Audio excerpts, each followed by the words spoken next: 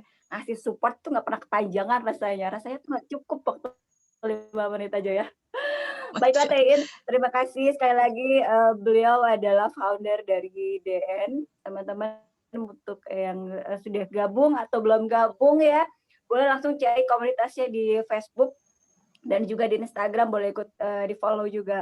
Oke, kita masuk ke tema selanjutnya yang akan disampaikan oleh Mbak Wit. Selamat malam Mbak Wit. Halo, selamat malam semua. Assalamualaikum. Oke, Waalaikumsalam. Waalaikumsalam warahmatullahi wabarakatuh. Malam ini, Mbak Wit akan menyampaikan tema yang pertama, yaitu, menceritakan kepada teman-teman semua gimana awalnya ide buku ini bisa tercetus sampai akhirnya di PO pertama itu, di pre-order pertama itu laku lebih dari 250 eksemplar. Kebayang nggak teman-teman? Itu keren banget. Buat sebuah buku antologi gitu ya, terus terjual sampai sebegitu banyak dan sekarang udah dibuka lagi PO batch 2-nya. Ya, sesi keduanya Ya, udah dibuka betul. lagi dan nggak tahu deh bakal berapa ratus eksemplar lagi kira-kira bakal kejual. Dan saking banyaknya, ini yang bikin kita jadi penasaran. Ini gimana sih awalnya Mbak Wit bisa kepikir buat bikin buku Puli ini? Monggo Mbak Wit. Baik, selamat malam semuanya. Terima kasih Teh. Si Aca, Lita, yang baru aja bergabung dengan IIDN sejak awal tahun ya Teh ya, tetapi sudah Ya. luar biasa meramaikan dan banyak menghandle event di komunitas kita ini. Baik, teman-teman, selamat malam. Saya senang sekali bisa berada di sini. Teman-teman kontributor buku Pulih yang saya cintai, Ibu Dr. Maria, Mbak Intan, dan semua pengurus juga teman-teman blogger dan teman-teman undangan dari komunitas-komunitas perempuan ya yang sengaja kami undang untuk hadir malam ini. Jadi sebelum lupa, Teh Lita, saya mohon maaf sebesar-besarnya ke Teh Iin karena apa? Buku yang saya pegang sendiri ini juga itu sebenarnya kemarin itu adalah dummy book gitu ya. Jadi saya belum kebagian Teh Iin, mohon maaf. Ini adalah dummy book, jadi buku yang pertama kali dicetak dan untuk dikoreksi gitu ya, ada di tangan saya dan jangan khawatir teman-teman yang belum kebagian, kita akan segera cetak lagi ya, sebentar lagi, nggak akan lama. Amin, amin. Oke, saya sharing sedikit aja malam ini untuk seperti apa sih perjalanannya buku Pulih sampai dari awal sampai saat ini ya, kita sudah mau memasukin PO yang kedua gitu ya. Kelihatan ya slide yang di-share di sini, mungkin bisa digedein Kak. Ada. Kak Marjul. Oh, nggak bisa ya. Oke, seperti tadi. Ini teman-teman bisa terlihat ya. Nggak apa-apa, ini untuk panduan aja biar saya nggak ngalor ngidul. Baik, karena suka keasikan kalau lagi ngobrol ya, jadi ngalor ngidul. Bisa langsung next, Kak Marjul. Oke. Di sini sebenarnya semuanya bermula jadi dari kebiasaan dan tugas sebetulnya di mana saya harus kepo terhadap banyak sekali akun sosial media dari teman-teman, terutama teman-teman perempuan ya, baik itu penulis maupun blogger berhubungan dengan pekerjaan-pekerjaan ya, di mana saya harus tahu apa isi sosmed teman-teman.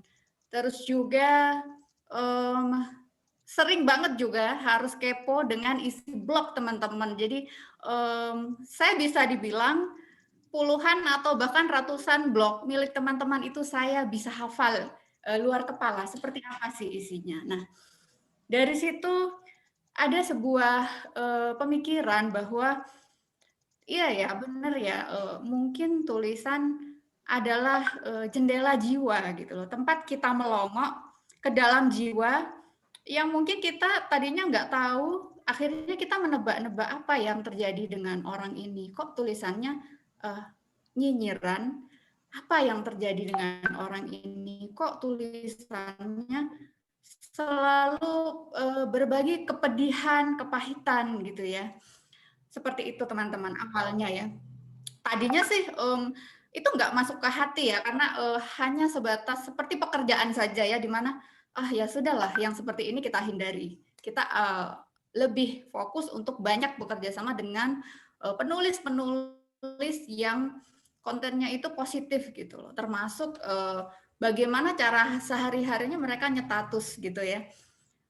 Tapi ini ternyata nggak bisa lama-lama seperti ini gitu, karena ada semacam kesadaran gitu ya, sampai pada kesadaran bahwa ini tuh adalah tugas komunitas gitu loh. Komunitas itu adalah ibaratkan sebuah rumah gitu ya, di mana kita bisa turut merawat siapapun yang ada di dalamnya dan apapun kondisinya sebisa kita dan tetap sesuai dengan koridor yang sedang diperjuangkan oleh komunitas itu, gitu ya. Tapi pada saat itu memang saya pribadi belum tahu harus ngapain gitu loh dengan fenomena yang seperti itu, harus ngapain, hanya bisa bertanya-tanya kepahitan apa ya yang dialami oleh teman saya, kesulitan apa ya yang dialami, seperti itu. Sampai kemudian di awal tahun kemarin, divisi buku ya, Mbak Fu Atutakuya, menyodorkan kepada saya program untuk penulisan antologi salah satunya yang salah satu temanya itu adalah mental illness. Jadi Mbak Fu ingin IIDN membuat sebuah antologi yang temanya itu tentang mental illness gitu. Nah, mungkin bisa lanjut dulu Kak Marjul. Iya. Dalam masa saya merawat IDN ini ya, tahun ini tuh adalah menjadi sekitar tahun kedua atau ketiga kami belajar membuat antologi gitu. Kemudian ada semacam pemikiran gitu bahwa antologi itu jangan terus-menerus hanya sekadar menjadi tempat kita nulis bareng-bareng aja. Jadi antologi itu effort-nya itu besar, jujur di sebuah komunitas. Jadi membuat antologi itu effort-nya besar. Maka dari itu saya ingin banget gitu loh bahwa antologi ini jangan sekedar kita nulis bareng-bareng gitu. Ayo ada semacam kerinduan bahwa antologi itu harus bikin kita belajar gitu, belajar hal baru, mendapat benefit itu sebanyak-banyaknya. Itu adalah sebuah cita-cita ya. Yang jujur memang waktu itu belum tahu harus ngapain. Kemudian di saat last minute, mungkin kurang 2 atau 3 hari kami harus mengumumkan audisi gitu ya, mencari penulis. Saya teringat kepada Mbak Intan gitu. Mbak Intan ini jujur bukan teman dekat ya, sekedar kenal dan saya pantau aktivitasnya di media sosial. Saya melihat kiprahnya dalam hal healing gitu ya, hal-hal yang berkenaan dengan kesehatan mental. Sehingga siang itu sehari sebelum ini kita launching, saya mengontak Mbak Intan gitu. Belum tahu juga waktu itu akan seperti apa bentuknya ya, bentuk kerjasamanya juga belum tahu gitu ya. Yang jelas saya berpandangan seperti ini, ketika kita akan menulis gitu ya, menulis sesuatu yang berhubungan dengan kisah pahit gitu ya di masa lalu. Artinya kita akan mengorek-ngorek luka ya, yang mungkin sudah dilupakan gitu ya mungkin. Nah, itu akan ada semacam katarsis ya. Kita nggak tahu nanti efek apa yang kemudian akan menyertai proses itu, dan saya pikir teman-teman yang menulis harus banget didampingi oleh ahlinya gitu. Makanya kemudian IIDN berkeputusan untuk bergandengan dengan Ruang Pulih gitu. Oke. Lanjut Kak Marjul. Ya. Penulisan buku ini sebenarnya terhitung kalau dari sisi waktu cukup lancar ya, cukup lancar. Tapi memang dalam prosesnya itu pasang surut itu benar-benar saya rasakan gitu. Benar-benar buku ini tuh luar biasa, apa ya, beda banget gitu lah, beda banget dengan buku-buku yang pernah saya tangani lainnya gitu kan. Karena ada kisah yang luar biasa di baliknya ya, di balik apa namanya penulisan ini.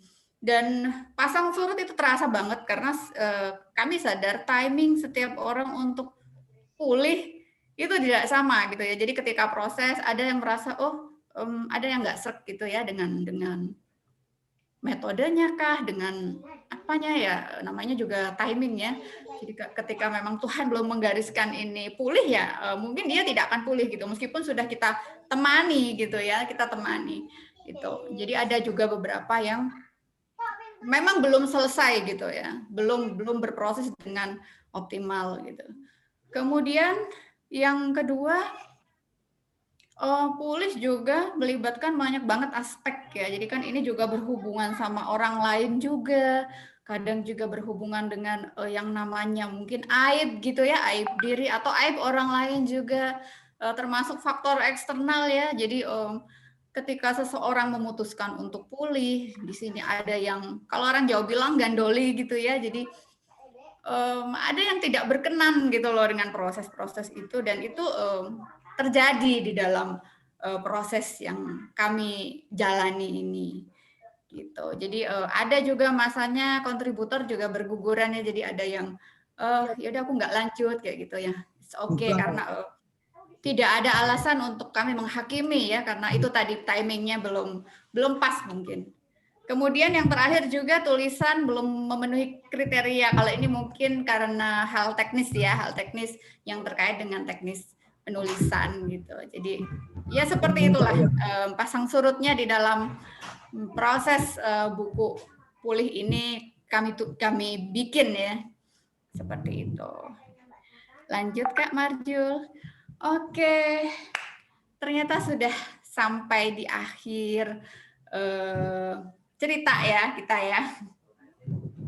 Mungkin nanti dilanjut dengan apa namanya? Oke. Tanya jawab ya. Iya, ditanya jawab. Seingat saya tadi ada satu lagi yang mungkin tidak tercopy dan lain sebagainya, tidak apa-apa. Yang jelas ada sebuah harapan Teh Lita dan teman-teman bahwa buku ini buku pulih ini bisa menjadi ini ya, apa namanya, jangan yang terakhir lah ya. IDN ingin membuat buku-buku lain baik dalam tema mental health atau seorang wanita, tema-tema yang lain ya, yang tidak sekedar kita nulis bareng-bareng, tapi ada activity di situ, ada sesuatu yang bisa memberikan kita semua ya, kita semua, bukan hanya penulisnya ya, termasuk saya yang mengkonsep orang-orang di belakang buku ini mengalami pembelajaran yang cukup berarti gitu melalui sebuah buku. Harapan itu. Baik, Teh Lita dan teman-teman semua, terima kasih. Nanti kita lanjut di diskusi. Mangga Teh. Siap Mbak Wi, terima kasih.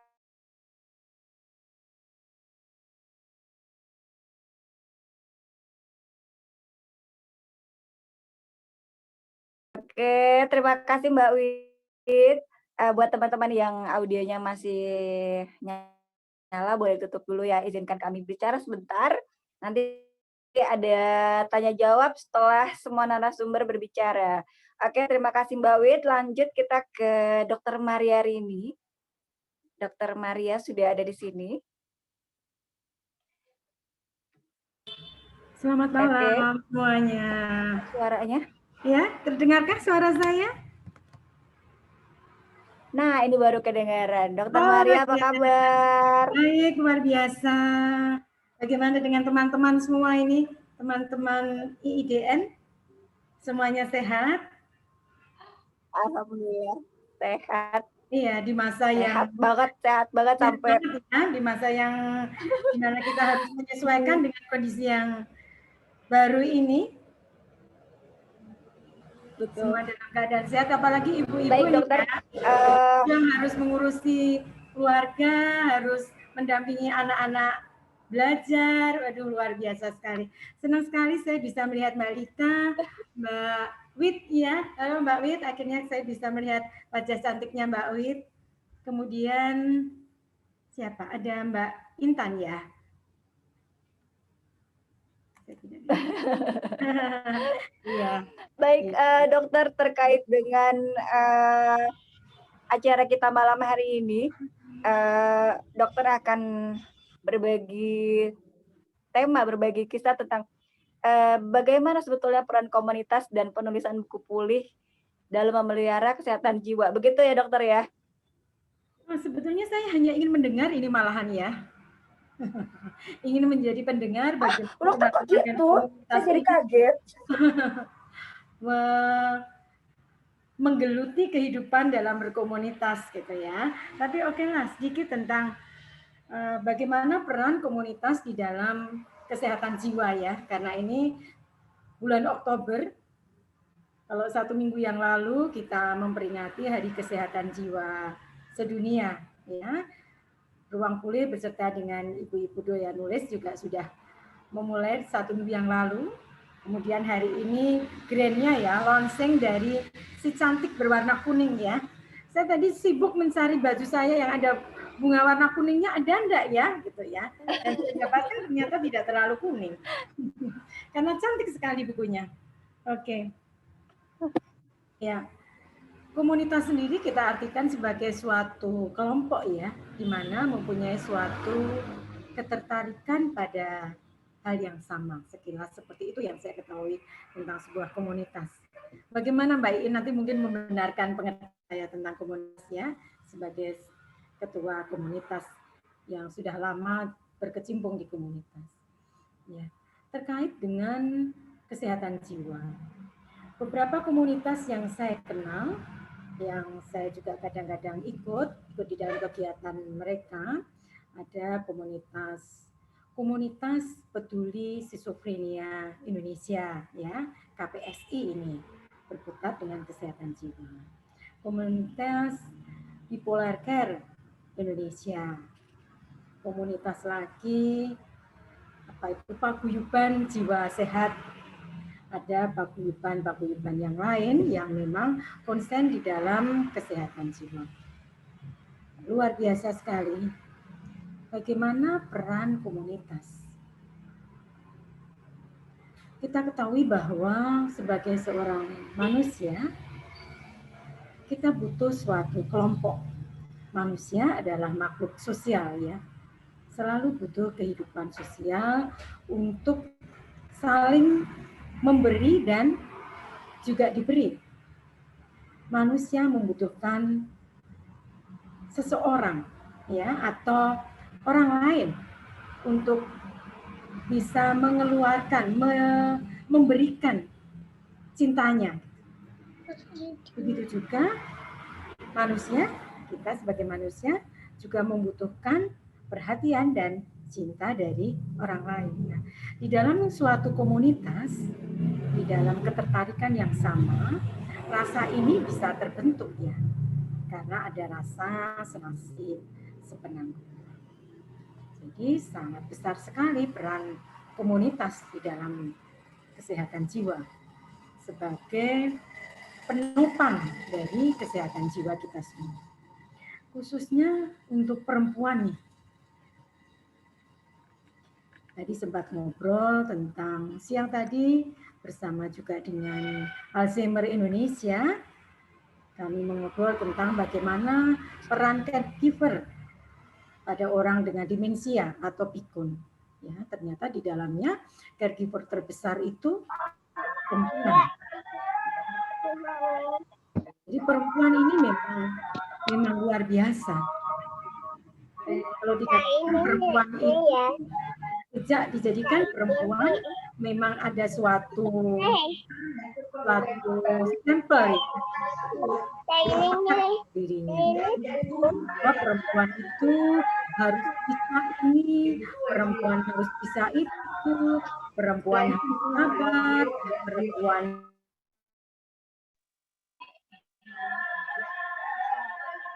sampai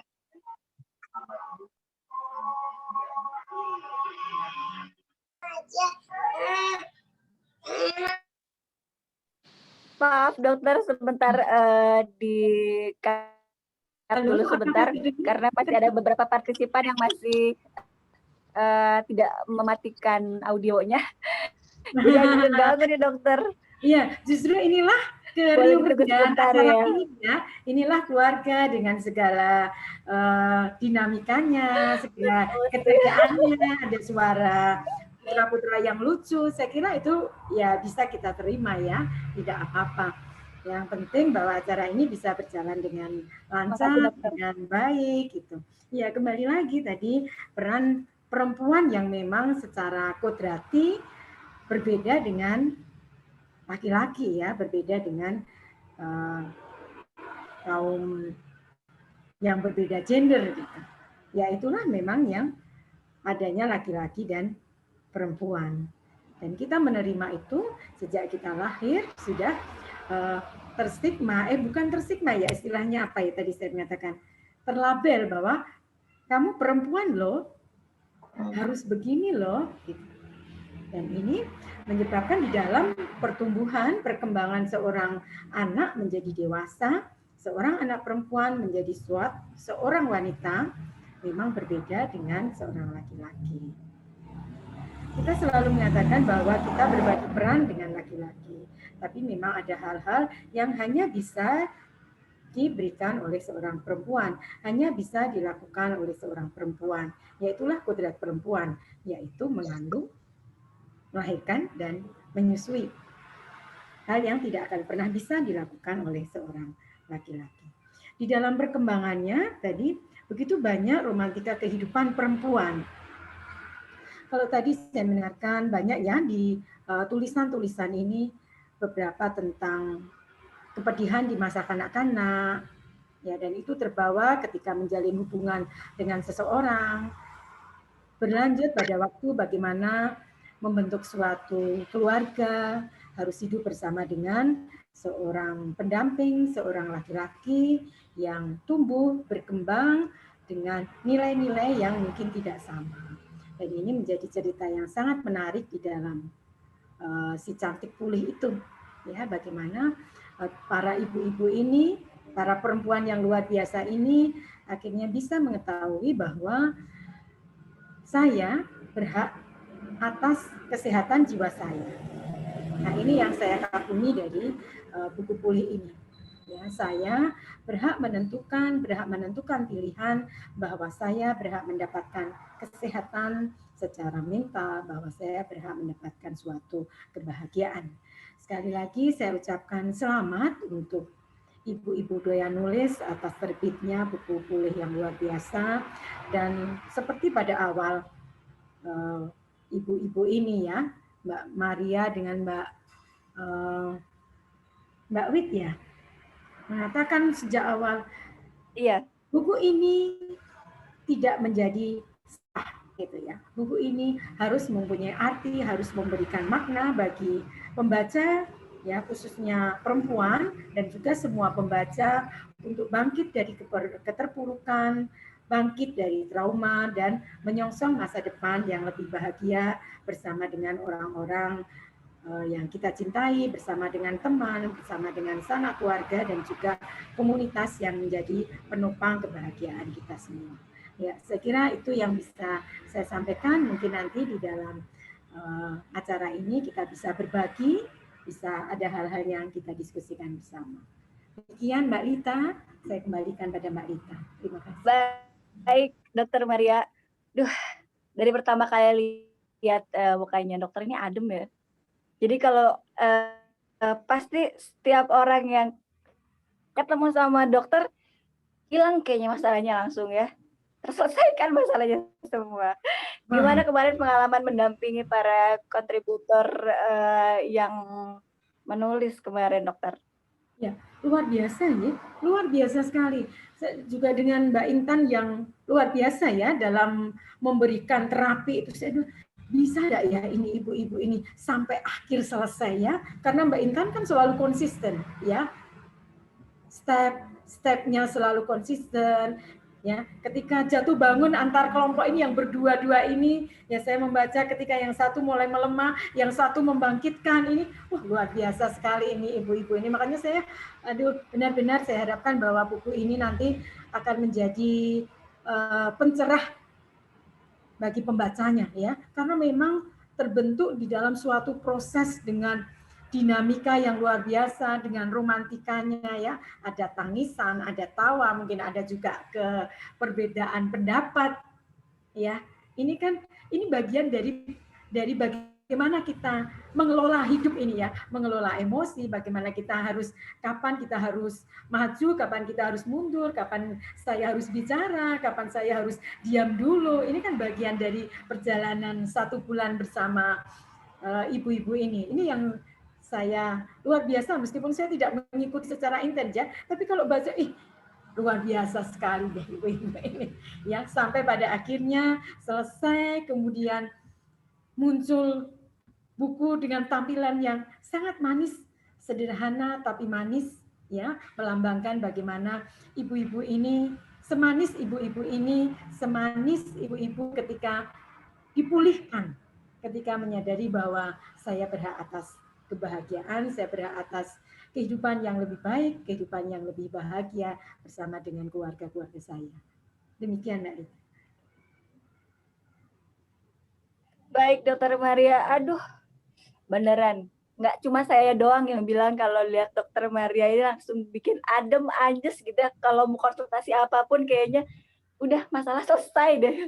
Lihat mukanya aja udah enak banget. Terima kasih sudah mau berbagi malam hari ini, Dokter. Jangan kemana-mana dulu karena sekarang kita langsung masuk ke tema selanjutnya yang akan disampaikan oleh Kak Intan. Kak Intan adalah founder dari Ruang Pulih dan juga seorang konselor yang sudah pasti berperan penuh ya, dalam kemarin penulisan buku pulih ini. Sambil nunggu Kak Intan, saya pengen baca nih di halaman 12, ditulisin sama Mbak Ina. Mulai hari ini dan seterusnya, aku izinkan jiwaku bersih dari segala dendam dan kecewa. Aku hanya izinkan jiwa ini diliputi segenap syukur tak terbendung atas segala anugerah tak terkira. Rasanya udah pengen nangis aja. Dan itu masih sedikit, itu baru di halaman 12. Sampai ke halaman selanjutnya. Buat teman-teman yang belum beli bukunya, mendingan langsung PO deh. Karena nggak bakalan nyesel. Total ada 292 halaman. Dan ini benar-benar isinya luar biasa banget. Dan sekarang kita nunggu Kak Intan buat berbagi tentang art terapi, kemudian mewarnai mandala cinta, hingga pendekatan terapi untuk rilis emosi. Boleh ya Kak Intan? Kak Intan di mana? Halo, selamat malam. Oke, silakan Kak Intan. Silakan berbagi lagi malam hari ini. Ya, senang sekali untuk kesempatan ini. Seger banget dan Kak Intan. Ya, Dokter Maria, selamat malam. Terima kasih sudah selalu menemani saya. Mulai dari proses saya depresi, sampai sekarang sebagai survivor, termasuk bagaimana saya mendampingi teman-teman survivor juga untuk bangkit. Terima kasih. Terima kasih sekali buat Guidia, juga Iin dari IIDN yang memberikan kesempatan untuk mewujudkan impian saya. Saya tidak merasa saya tidak menyangka bahwa ketika kita memiliki energi atau memiliki suatu keinginan, itu ternyata semesta membantu dengan begitu ajaib. Waktu saya mendirikan Ruang Pulih, pemikiran saya cuma sederhana. Tuhan sudah menolong saya dari postpartum depression. Saya ingin sekali menolong lebih banyak wanita gitu. Saya ingin banyak untuk memperkenalkan tentang tugas wanita terhadap dirinya sendiri, yaitu melakukan self healing, self care untuk bagaimana mencegah supaya permasalahan-permasalahan kesehatan mental ini tidak semakin memburuk. Dan ternyata saya difasilitasi dengan bertemu dengan IIDN dan diberikan kesempatan untuk ini. Saat ini kita boleh berbagi sejenak.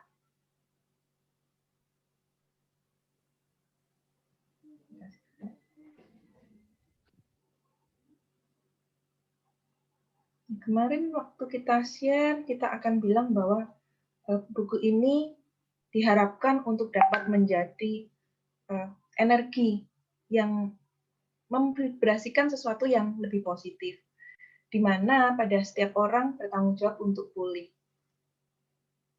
Kembali, saya ucapkan terima kasih kepada semua komunitas yang sudah bergabung. Ada di sini tercatat dari blogger, dari sekolah perempuan dan inskrip. Ada sedikit banyak komunitas juga dari Solo, ada Spekham, Solidaritas Perempuan dan Hak Asasi Manusia.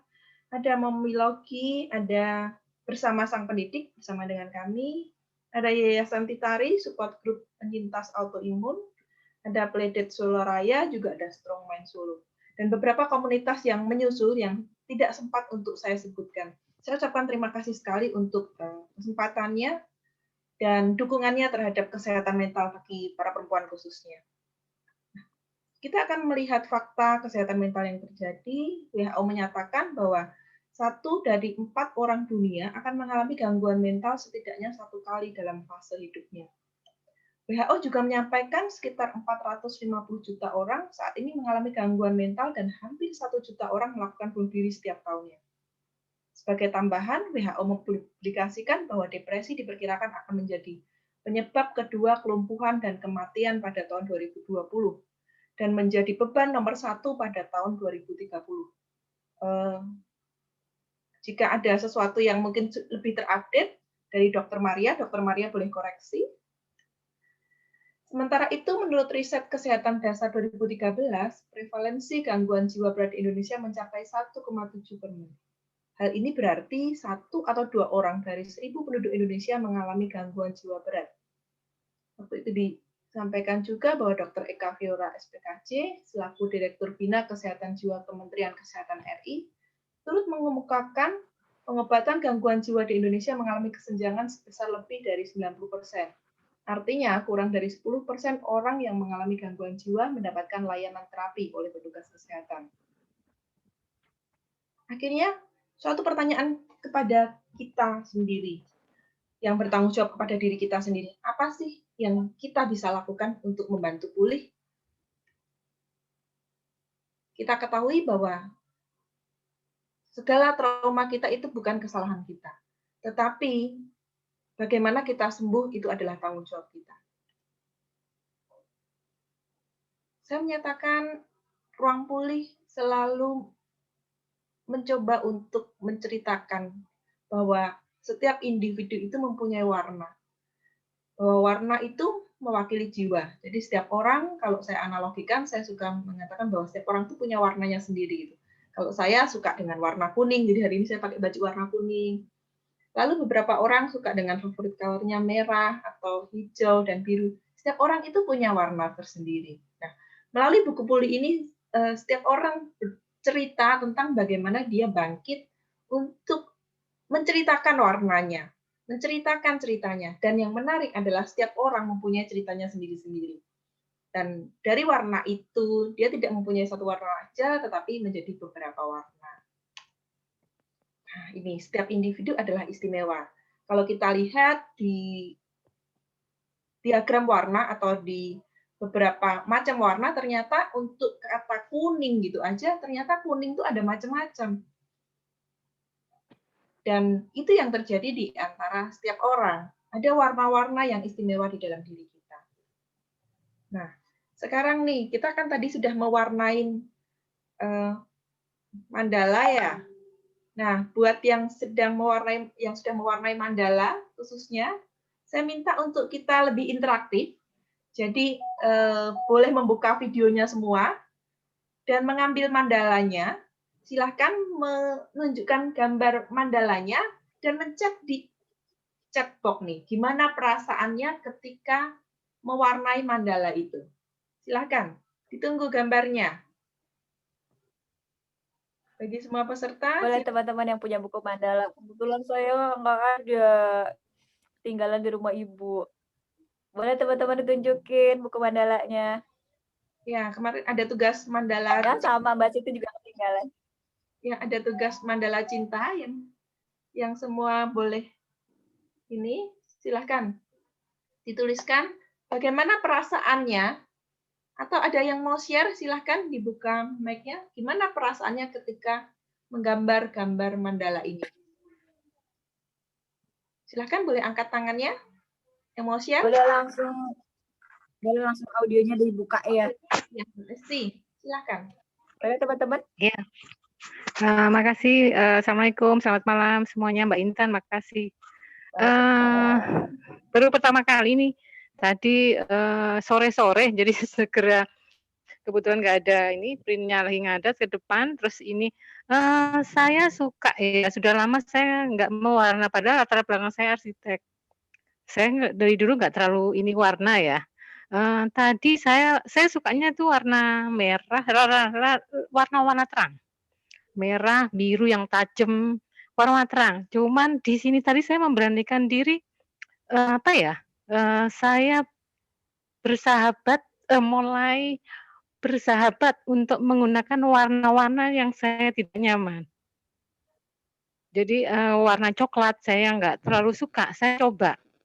Kemudian warna ke arah coklat itu saya nggak suka. Ungu itu saya sebenarnya nggak terlalu suka. Sebenarnya hijau juga sebenarnya nggak terlalu, tapi sudah mulai menyukai mungkin 2-3 tahun. Tapi terutama coklat saya nggak suka.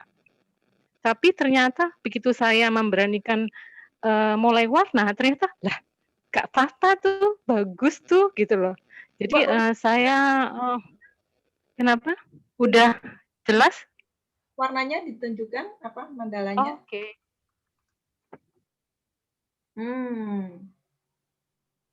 Oke, dominan di ungu Saya juga. Ungu biru ya. Saya dari dulu suka merah, biru. Terutama dulu banget tuh biru tuh lama banget suka biru. Terus pakai ternyata ke-unmute.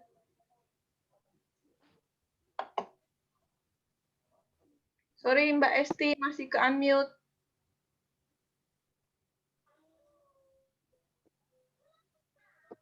Oh, sorry banget. Sorry dari tadi unmute ya. Jadi saya suka warna-warna tajam. Jadi kayaknya saya harus keluar karena saya nggak pengen semuanya dengar suara saya. Bentar, kayaknya saya di luar. Sebentar ya Mbak.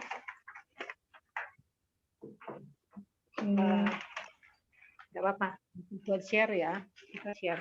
Jadi saya dari dulu saya suka warna-warna tajam Mbak.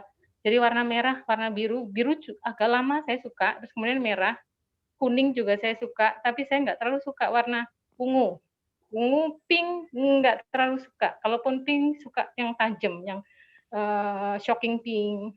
Jadi suka yang warna tajam. Yang paling saya nggak suka itu adalah warna abu-abu.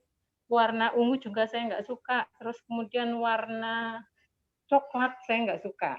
Cuma saya memberanikan diri naruh gitu, walaupun mungkin tetap aja nggak terlalu berani ya. Kalau dilihat itu kan saya dikit ya, tapi pink juga sudah lumayan dominan gitu ya. Itu. Terus saya setelah lihat hasilnya saya suka. Terus waktu bikin ini tuh senang ya, senang. Saya udah lama nggak mewarna terus terang. Senang Mbak, beneran senang, dan kayaknya saya bikin fotokopi ini banyak, jadi kayaknya besok saya akan warna lagi dengan warna-warna lain dan membandingkan diri dengan warna-warna yang memang saya nggak suka. Mungkin berkaitan dengan kehidupan saya kali ya. Saya membandingkan diri dalam beberapa tahun ini mendobrak hal-hal yang nggak nyaman jadi membuatnya nyaman mungkin. Nggak tahu. Oke, terima kasih sudah berbagi ya. Ngobrolin tentang mandala. Mewarnai mandala itu mengizinkan diri kita untuk mulai memisah-misahkan antara hal-hal atau keruwetan yang ada di dalam diri kita.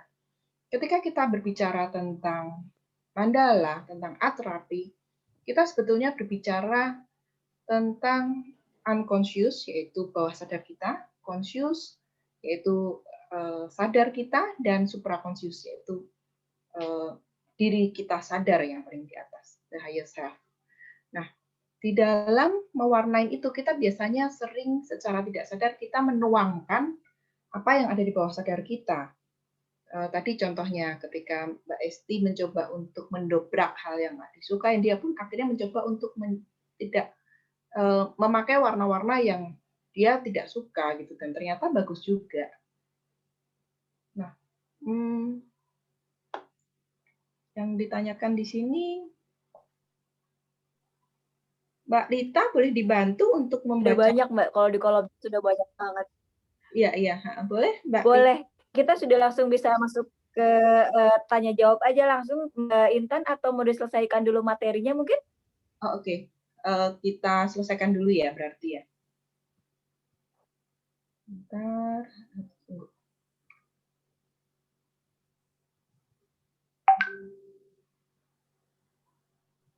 Karena sepertinya membahas mandala ini banyak banget nih yang nanya, dan pasti waktunya juga nggak sedikit ya. Ya. Oke, langsung nih teman-teman langsung bisa baca nih. Secara garis besarnya, mandala melatih diri untuk mindfulness. Jadi ketika kita mindful, ketika kita menaruh pikiran kita penuh, kita belajar memisahkan keruwetan yang ada. Hadir saat ini gitu, yang kuning mana, yang semua menikmatin seperti itu. Nah, saya tidak akan mengartikan mandala itu satu persatu, karena akan ada sesi tersendiri untuk terapi. Yang ingin saya bagikan di sini adalah penting untuk memisahkan masa lalu, masa kini, dan masa yang akan datang. Ini terapi yang saya gunakan setelah 30 hari bersama dengan teman-teman penulis untuk memisahkan keadaannya, sehingga mengetahui bahwa segala sesuatu masa lalu itu sudah tidak akan bisa dilakukan apapun. Yang sekarang itu adalah PR kita, karena sekarang akan menjadi masa lalu untuk masa yang akan datang. Nah, melalui mandala self-love ini membantu kita pause dari segala kesibukan yang ada dan hadir penuh pada saat ini, mengekspresikan emosi dengan warna. Ya, warna-warna cerah biasanya cenderung mengatakan tentang ekspresi diri. Warna-warna gelap menyatakan tentang sebuah kekakuan, sebuah dogma-dogma, bahkan suatu keadaan yang bisa dikatakan rasa sedih ya. Nah, melalui gambar ini kita berhenti sejenak berbuat untuk orang lain, boleh, tetapi perlu pause untuk mengisi diri. Memenuhi cinta diri, dengan begitu kita mengurangi burnout itu dan energi seperti tericas kembali. Nah, apa yang saya ingin sampaikan melalui mandala ini? Kita memilih dan menciptakan warna kita sendiri. Kembali menyadari segala trauma bahwa itu bukan kesalahan diri, tetapi usaha untuk pulih adalah tanggung jawabmu. Ketika kita diberikan suatu masalah, itu sama persis dengan kita diberikan kertas kosong yang ada gambar-gambarnya. Pertanyaannya adalah, bagaimana diri kita masing-masing ingin menaruh warna itu? Gitu. Jadi, misalnya kita mau menaruh warna kuning. Warna kuning atau oranye identik dengan antusias, identik dengan energi.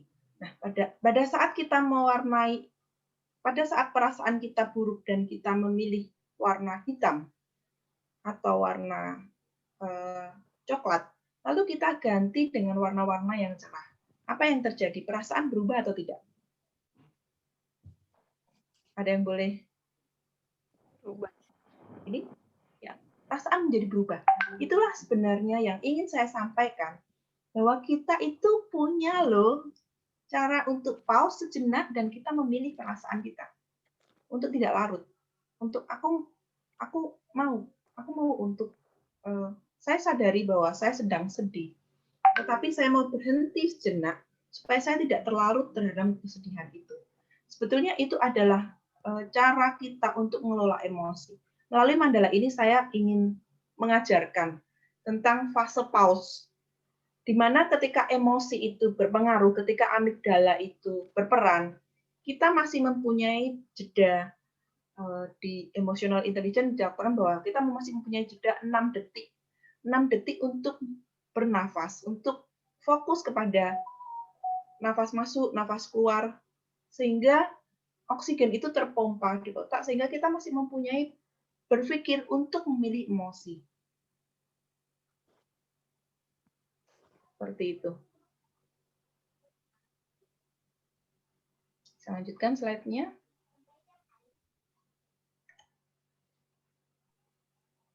Nah, jadi dengan keadaan yang kita berani untuk memilih itu,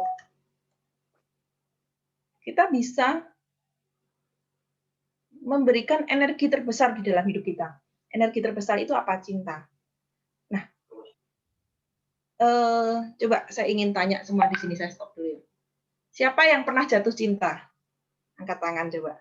Boleh videonya dinyalakan atau gitu. Nah, tangan ya. Ya, sekarang kita bayangkan bersama-sama nih. Kita bayangkan kita kembali ke masa itu di mana kita jatuh cinta kepada seseorang. Setuju? Mau? Oke, kita bayangkan ya.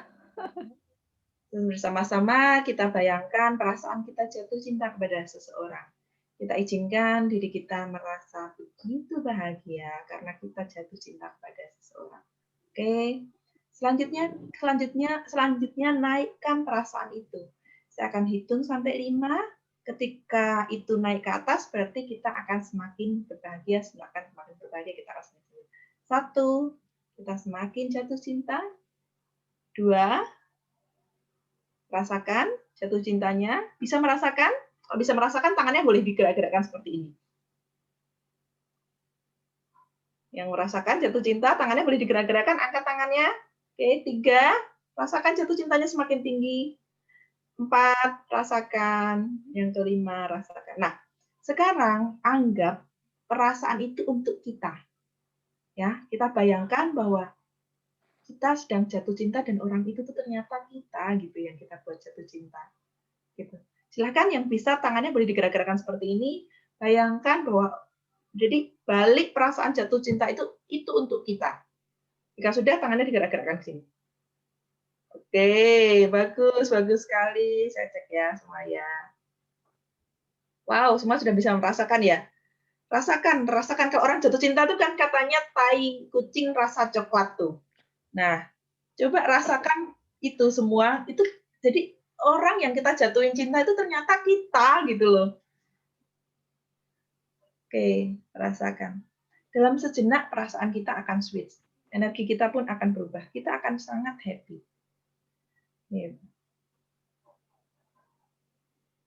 Nah, yang bisa melakukan segalanya berkaitan dengan kesehatan mental itu adalah diri kita sendiri.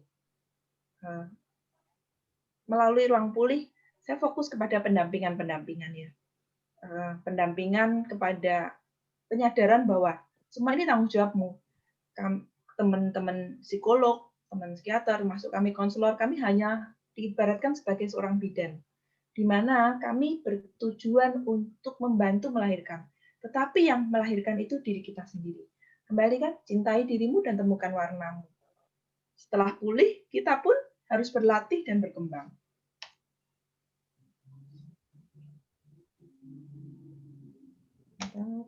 Nah, ini kita lihat gambar di sini. Itu adalah gambar yang adalah lukisan termahal diterjemahkan dalam bahasa Inggris yang berarti When You Marry.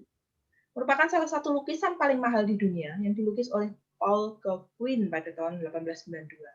Selama hampir setengah abad, lukisan ini tersimpan di Museum Kunst yang berada di kota Basel, Swiss, sebelum akhirnya dijual. Nah, lukisan ini harganya 210 juta US dollar. Tahu apa yang menarik dari lukisan ini? Adalah lukisan ini terdiri dari banyak warna. Ada warna kuning, ada warna hijau, ada warna pink, ada warna merah, ada warna coklat. Nah, intinya adalah bahwa kita tidak bisa sendiri. Termasuk kita dengan orang lain, kita adalah satu kesatuan warna. Kayak di sini, saya stop share dulu. Saya minta untuk semua mengeluarkan lagi gambar mandalanya, kita akan berfoto bersama dengan mandalanya. Silahkan.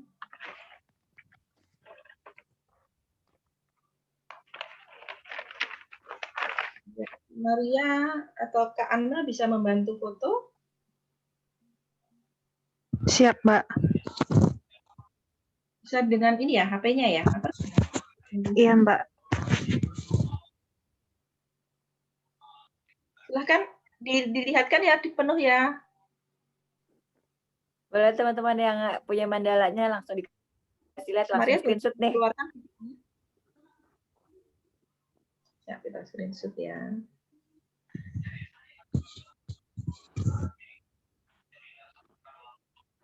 Ada 4 ini ya, ada 3. Saya lihat dulu 1.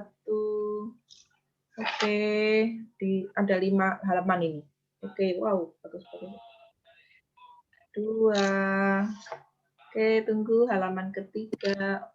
Halaman ketiga masih belum buka ini. Kak Weni boleh tunjukkan mandalanya?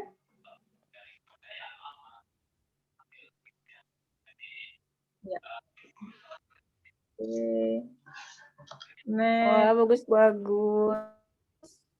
Ya, bagus-bagus sekali. Nah, ketika kita melihat mandala kita, kemarin tadi waktu di aku tanya, aku malu loh nanti dinilai dan sebagainya gitu.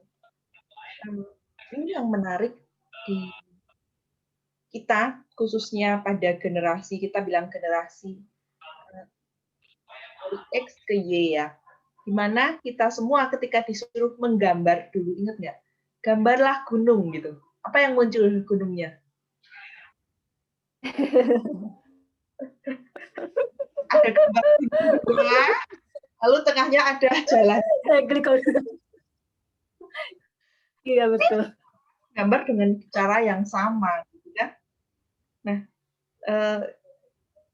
pendidikan kita di sebelumnya adalah membiarkan kita untuk mengikuti pola. Sementara di zaman sekarang kita diizinkan untuk lebih banyak berekspresi. Akhirnya banyak permasalahan antara generasi Y ke Z dan ke milenial ini karena kita dibiarkan untuk berekspresi. Jadi setiap orang mempunyai warnanya sendiri, tidak ada yang benar dan tidak ada yang salah.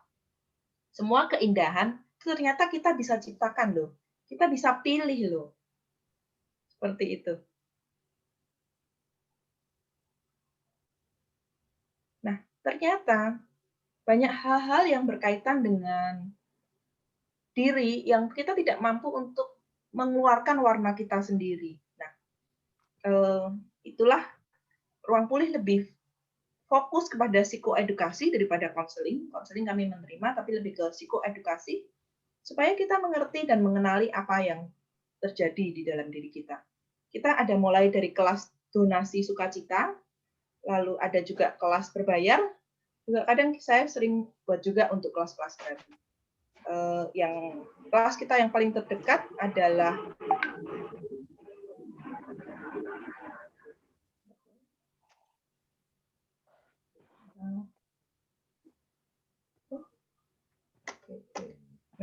kelas kita yang terdekat bersama dengan Dr. Igustire, psikiater dari Bali.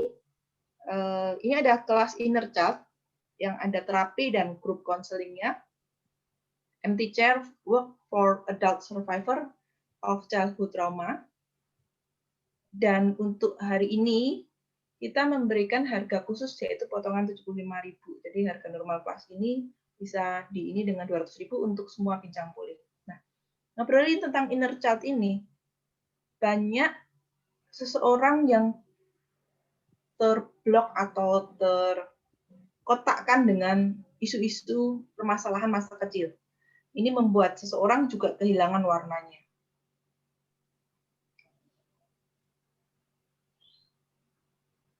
Nah, sehingga seseorang itu ketika berkaitan dengan atrapi ya, orang-orang yang dengan isu-isu inner child itu ketika dia mewarnai pun dia takut salah. Dia takut dianggap tidak mampu memberikan yang terbaik. dia takut untuk menggunakan warna-warna tertentu. Sehingga diri dia di masa kini itu masih terpenjara dengan masa lalu. Beberapa permasalahan kesehatan mental, isu-isu kesehatan mental adalah bagaimana keadaan di masa kini itu tidak berjalan seperti saat ini, tapi masih tercampur dengan masa lalu, sehingga menjadi depresi, dan di masa depan seperti anxiety. Seperti itu. Begitu Mbak Lita, mungkin bisa dilanjutkan dengan tanya jawab. Boleh Mbak Intan. Materi yang sudah disampaikan sudah semua disampaikan ya? Iya. Kalau mengenai art terapi sendiri itu gimana Mbak Intan? Kalau art terapi sendiri adalah cara kita berkomunikasi dengan unconscious kita, dengan bawah sadar kita. Seperti tadi contohnya mandala, itu adalah memisah-misahkan. Jadi pada beberapa orang dengan kasus-kasus kesehatan mental yang bermasalah, dia untuk memilih warna atau menggambar itu, memilih warna dan menggambar mandala itu akan kesulitan. Seperti itu. Oke, sekarang saya langsung ke kolom chat ya, Mbak Intan.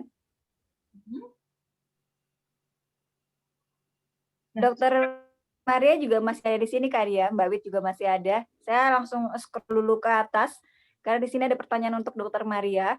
Pertanyaannya adalah dari Mbak Novi ya, Mbak Novi juga kontributor buku pulih. Dokter Maria, apakah kesehatan mental dan kesehatan jiwa itu maksudnya sama atau berbeda? Gangguan jiwa dengan gangguan mental itu sama atau tidak atau beda? Mohon dijelaskan, Dokter Maria. Iya. Sama sih. Ya maksudnya kesehatan mental kalau di dalam pengertian kita sama maksudnya. Jadi kadang-kadang kita memang mengartikan itu gangguan psikologis, ya gangguan mental, gangguan jiwa, gangguan psikiatri secara umum kita katakan bahwa itu sama yang dimaksud. Oke. Bisa Mbak Novi cukup puas ya? Terima ya Mbak Novi. Jadi maksudnya kesehatan jiwa, kesehatan mental, kesehatan psikologis itu kita artikan suatu hal yang bisa dikatakan sama. Oke. Terima kasih dokter. Selanjutnya pindah ke Mbak Wit dari Mbak Unik Kaswarganti. Mbak Wit boleh tanya, berarti saat penyusunan buku pulih ini para kontributornya belum lepas dari masalahkah atau gimana? Kok masih butuh pendampingan? Boleh dijawab Mbak Wit? Iya, jadi begini Mbak Uni dan teman-teman. Di dalam buku pulih itu kisah-kisah yang diceritakan itu ada sebagian yang menuliskan kisah pribadi. Jadi kisahnya dia sendiri dan sebagian lagi menuliskan kisah orang lain. Nah, sebagian yang menuliskan kisahnya dia sendiri itu memang belum pulih ya. Jadi memang belum selesai permasalahan yang mereka alami, bahkan mungkin saking tidak tahunya kita ya dengan kesehatan mental bagaimana harus mengatasi. Ada juga yang tadinya itu mungkin merasa tidak apa-apa gitu loh, tidak bermasalah setelah tetapi mereka merasakan ada sesuatu yang salah gitu ya dengan diri mereka, cuma mereka nggak tahu apa penyebabnya, baru setelah dirunut, dikorek-korek itu baru bisa ketahuan dan baru bisa dipulihkan, diselesaikan gitu. Jadi memang nanti mungkin Mbak Intan bisa menyambung ya bahwa setiap permasalahan luka di masa lalu itu kan juga ada lapisan-lapisan gitu ya. Ada yang terlukanya itu dalam banget, kemudian itu tidak diobati atau tidak dipulihkan gitu ya. Seakan-akan itu udah selesai, tapi ternyata belum gitu loh. Jauh di dalam sana itu masih ada sesuatu yang kemudian terbawa gitu sampai saat ini. Jadi memang sebagian memang belum selesai, bahkan sampai saat ini teman-teman ini saya yakin masih terus berproses untuk pulih. Mungkin seperti itu ya Mbak Intan ya. Tolong dikoreksi kalau saya ada yang salah menjelaskan. Seperti itu Mbak Lita. Bagaimana Mbak Intan? Bagaimana Mbak Intan gimana dari tanggapan dari Mbak Intan tentang hal tersebut? Kalau yang kita alami bersama-sama sebetulnya lebih ke proses pulih sendiri itu ternyata menjadi lebih mudah ketika dilakukan bersama-sama. Jadi di awal itu teman-teman memang masih berderai air mata ya, untuk mengungkapkan saja sulit, untuk menuliskan saja sulit gitu. Tetapi dengan pendekatan bersama, yang waktu itu saya bilang body system, yaitu memilih pasangannya, diberikan pasangannya masing-masing, dan bagaimana untuk berani menuliskannya. Seperti itu prosesnya. Sehingga di dalam perjalanannya, dengan berani untuk mengakui, dengan dukungan orang lain, termasuk dengan mendukung orang lain, ternyata proses untuk pulih sendiri itu cukup membantu ya, seperti itu. Dokter Maria yang boleh menambahkan yang mengamati 30 hari berproses. Ya, tadi ada pertanyaan juga yang mungkin hampir sama ya. Jadi apakah setelah pulih ini kenapa tetap harus membutuhkan suatu pendampingan gitu ya? Mungkin sekaligus juga menjawab itu. Ya, kalau saya umpamakan proses ini, pulih ini suatu proses. Kalau kita katakan bahwa diri kita ini sebuah rumah, kita membuat suatu fondasi yang baru.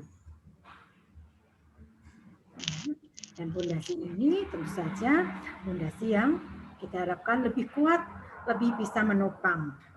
Tapi dalam perjalanan kehidupan ini selalu ada angin, selalu ada hujan, kadang juga fondasi kita juga mulai lapuk.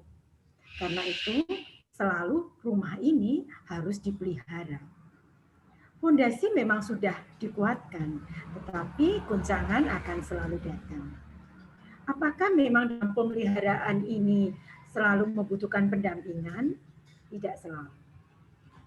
Ya, mungkin dari diri kita sendiri dengan kekuatan kita sendiri, kita akan bisa memanage, mengelola bagaimana menghadapi panas, hujan, dan hantaman angin yang besar itu.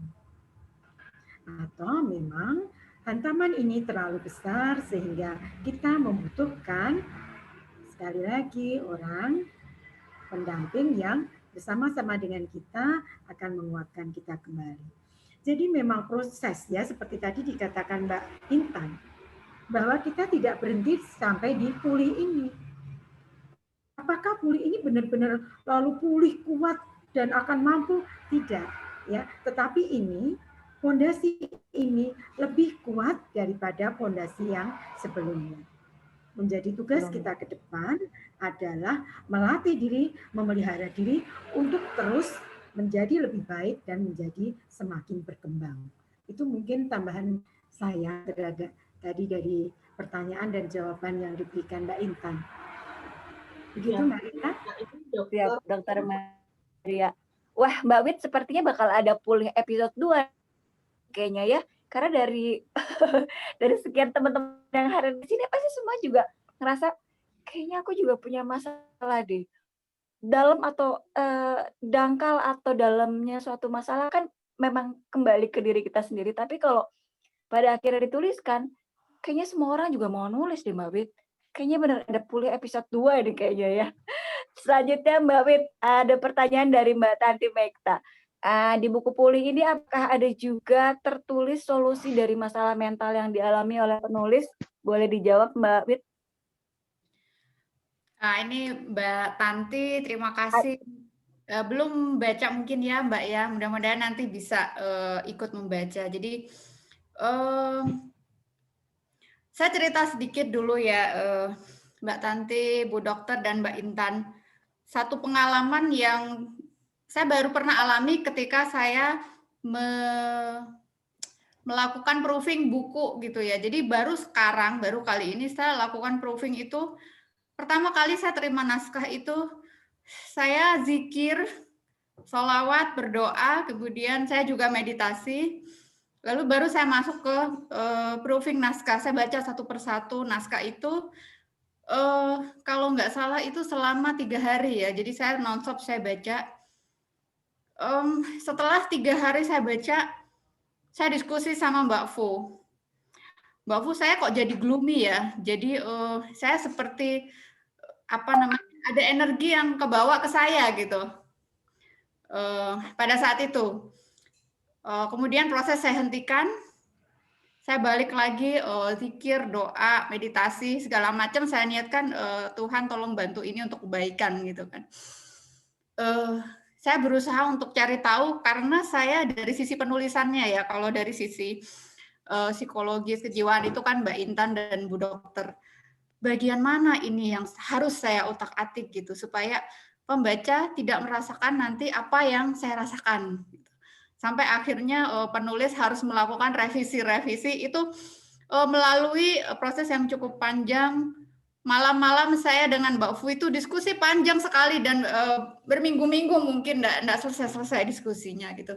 Sampai akhirnya selesai buku yang apa namanya sekarang dibaca oleh teman-teman gitu ya. Nah, di dalam buku itu sebagian besar itu teman-teman menceritakan sampai proses pulihnya ya gitu, terutama teman-teman yang menuliskan kisahnya sendiri dan mengikuti proses healing bersama Mbak Intan dan Bu Dokter Maria. Jadi di situ teman-teman menceritakan prosesnya untuk pulih itu bagaimana gitu loh. Di situ juga ada teman-teman yang cerita apa terapinya seperti apa, bagaimana mereka terbantu dengan art terapi dan lain sebagainya. Jadi bukan apa namanya hanya satu proses ya yang mereka lalui, tapi banyak hal yang mereka lalui di situ sampai kemudian mereka merasakan menemukan jalan gitu ya. Kalau 100% dibilang pulih total semua selesai itu mungkin masih harus berproses, tapi prosesnya di situ diceritakan dengan cukup gamblang sebagian besar gitu Mbak Lita. Iya, saya ingin tambah. Oke. Nyambung ke sini berarti ya Mbak. Ya, kemarin pendampingan itu bentuknya private atau di grup? Pertanyaan dari Mbak Lydia. Kemudian kalau ada luka masa lalu di grup tuh kalau dibahas gimana? Ini harusnya nanya langsung sama kontributornya mungkin ya. Itu gimana Mbak Wit atau mungkin Mbak Intan sama Dokter Maria yang bisa jawab? Itu kemarin gimana bentuk pendampingannya? Mungkin Mbak Intan dan Bu Dokter lebih tepat untuk menjelaskan prosesnya gitu ya. Silakan.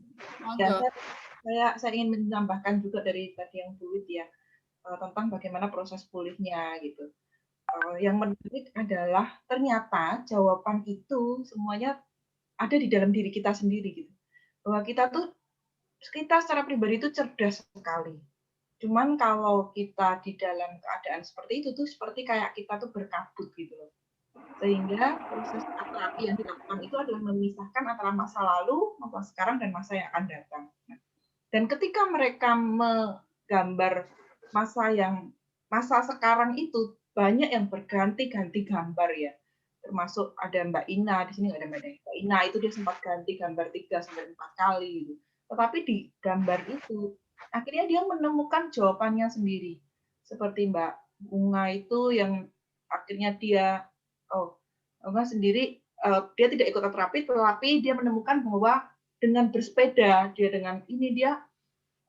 mengizinkan diri untuk berproses ya, mengeluarkan hormon-hormon untuk membuat dia menjadi lebih baik. Jadi kita tuh sebetulnya ketika kita di dalam masalah kita itu bisa untuk mengetahui solusinya. Jadi beberapa yang psikolog, psikiater, dan pendampingan lainnya itu menunjukkan dan menemani itu. Pada titik tertentu ketika ada permasalahan yang membutuhkan obat juga diperlukan sehingga bisa membuka kabut ya, istilahnya kabut yang menghalangi kita untuk pulih. Mungkin Dokter Maria bisa menambahkan, silakan. Silakan Dokter Maria. Iya. 1 bulan bersama Mbak Intan ya, ibu-ibu doyan nulis ini melalui suatu proses yang berat ya. Saya yakin tentu kenangannya akan sangat terasa ya, sampai sekarang mungkin masih terbawa bahwa dari hari ke hari bagaimana kemarin itu semua proses healing ini berlangsung di bawah arahan Mbak Intan. Ya, seperti tadi bahwa dikatakan ini adalah suatu proses. Art terapi dan proses kemarin adalah sebagai suatu bentuk psikoterapi ya. Terapi untuk kejiwaan. Terapi untuk suatu gangguan mental. Bentuknya bermacam-macam. Ya, ini suatu terapi ya. Karena dikatakan terapi karena ini sebetulnya disadari atau tidak disadari ada suatu gangguan. Ya mungkin kemarin pada awal mulai mengikuti proses ini kita ya ibu-ibu ini tidak menyadari bahwa sebetulnya ada sesuatu dari saya yang belum clear ini, yang tidak beres nih. Dan itu berdampak pada bagaimana saya bersikap, bagaimana saya berperilaku, bagaimana saya berespon terhadap suatu stimulus, terhadap suatu keadaan. Kenapa saya kok marah-marah terus sih sama anak-anak yang sebetulnya bisa dikatakan kesalahannya ini kesalahan anak-anak. Tetapi kenapa saya harus begitu reaktif? Sampai akhirnya menyadari bahwa oh sebetulnya ini ada sesuatu ini dari saya yang harus saya gali. Apa ini? Dan inilah proses itu. Jadi ketika Mbak Intan mengajak kita untuk melihat masa lalu, sekilas melihat masa lalu apa yang terjadi dengan diri kita. Dan bagaimana kita memaknai hal itu sekarang. Oh memang saya mengalami suatu trauma di masa lalu. Bagaimana memanagenya? Kemudian bagaimana menyelesaikan ini menjadi suatu yang kita katakan itu pulih, suatu fondasi yang baru. Dan dengan fondasi yang baru ini kita melangkah ke depan. Ya, ini adalah suatu proses psikoterapi dan salah satunya tadi adalah art terapi. Suatu psikoterapi membimbing kita, membawa kita menjadi pribadi yang lebih matang, lebih bijak, lebih matur ya, lebih dewasa dan lebih bahagia di masa depan. Begitu Mbak Intan mungkin bisa menambah apa tadi yang disampaikan atau malah menjadi suatu lubang diskusi baru. Tapi ya, ini kan itulah proses kemarin itu, ya proses yang dialami oleh ibu-ibu doya nulis ini dari ketika membuka Mbak Intan, Mbak Wit membuka apa sih sebetulnya maksud dari mau dibentuknya penerbitan buku ini bahwa kita akan menggali rasa itu, ya, menggali rasa yang mungkin tidak kita sadari ini berakibat terhadap bagaimana kita mensikapi suatu permasalahan. Kita menemukan, oh ternyata ada hal-hal yang harus saya perbaiki. Mungkin tidak seluruhnya, tapi ada suatu lubang di dalam diri saya yang harus saya tutup. Nah, ini kemarin yang saya lihat dari perjalanan ibu-ibu ini. Ya, tidak ada manusia yang sempurna. Tetapi tadi kita yang seperti katakan Mbak Intan, masa lalu itu bukan salah kita. Tetapi untuk pulih itu menjadi pilihan dan tanggung jawab kita. Ini yang kita harapkan dari penerbitan buku pulih ini dimaknai menjadi suatu yang menginspirasi, membawa pencerahan bagi pembacanya. Ini dokter, ternyata takut tertular nih padahal. Apakah penyakit jiwa itu menular gitu kan? Ini menarik ini pertanyaannya. Mau baca itu takut nangis-nangis, takut ini nanti takut menular nih. Gimana nih dok tentang ini? Iya, kita memang harus mensikapi dengan bijak ya. Memang beberapa pertanyaan tadi, apakah bagus ya? Apakah apa tadi pertanyaannya ya? Ketika kita membuka luka, ya, apakah ini tidak akan menimbulkan suatu luka baru? Ya, jadi ketika awal-awal kita sudah diskusikan, saya melihat diskusi itu bahwa kita mempunyai suatu niat yang baik bahwa kita berani mengungkapkan apa yang ada dalam diri kita, kesalahan kita, trauma kita di masa lalu untuk memberikan pencerahan dan bukan sebaliknya. Ini juga yang saya tadi menangkap apa yang membuat Mbak Wit ini perlu waktu lama ketika akhirnya ya jangan sampai buku ini berubah maknanya dari apa yang kita harapkan ya. Justru pembacanya kemudian menggali, oh ya saya begitu kemudian malah membuka luka lama yang sudah hampir menyembuh, membuka kembali, berdarah-darah kembali. Bukan seperti itu maksud kita, ya. Justru dengan ini luka yang ada itu segera, oh, kalau orang lain bisa menemukan makna, bisa menemukan cara untuk pulih, bisa menemukan cara untuk menutup lubang ini, saya juga bisa. Ya, karena tadi sebetulnya seperti katakan Mbak Intan tadi, kita semua punya kemampuan untuk itu. Hanya kadang tidak dibukakan karena kita menutup diri kita bahwa kita menikmati dalam tanda kutip ya trauma itu sebagai suatu alasan misalnya untuk tetap ada di dalam kondisi itu. Nah, ini yang tidak kita harapkan, bahwa itu tidak boleh terjadi padamu, tidak boleh terjadi pada kita, perempuan-perempuan ya. Sudah bukan masanya lagi kita berkutat dengan kesedihan masa lalu, tapi kita harus bangkit karena kita sendiri yang harus menentukan apakah saya akan ke depan ini saya akan menikmati hidup saya sebagai seorang yang bahagia atau tetap seperti ini. Atau tetap menikmati dalam tanda kutip trauma itu. Ya, atau membawa beban trauma itu yang tidak kita letakkan, tidak kita bahasa Jawanya apa ya, kita selehke ya, tetapi kita pikul terus. Nah, kalau tidak kita lepaskan, tidak kita letakkan, perjalanan hidup kita akan menjadi berat. Nah, kita harapkan buku ini memberikan pencerahan. Sudahlah, letakkan masa lalu itu, letakkan trauma itu, selesai. Ya, seperti tadi, kita buat suatu fondasi baru. Pulih dalam hal ini memang terus tidak kok sepanjang hidup nanti tidak akan bermasalah, tidak seperti itu, karena tetap yang namanya guncangan, tetap yang namanya angin, tetap yang namanya badai akan kita hadapi. Tetapi dengan fondasi yang baru tadi, pemahaman yang baru, dengan tekad yang baru yang kita harapkan itu didapatkan dari buku pulih ini, kita mampu menghadapinya. Ya.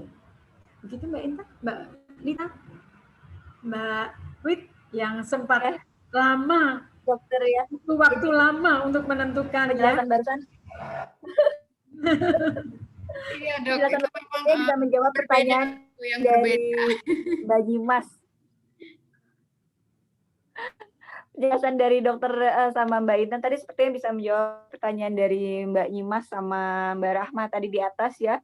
Selanjutnya masih di kolom chat ini dari Mbak Santi Dewi Arifin. Mau nanya Mbak Intan atau Ibu Maria, untuk mengatasi pemulihan ini apa harus butuh pendamping atau bisa dilakukan sendiri sebetulnya? Boleh dibantu dijawab Mbak Intan atau Dokter Maria? Yang pertama, kembali ya, intinya pada self healing dan self care. Kalau saya ingin menganalogikan tentang masalah kesehatan mental ini fisik, mirip juga dengan kesehatan fisik.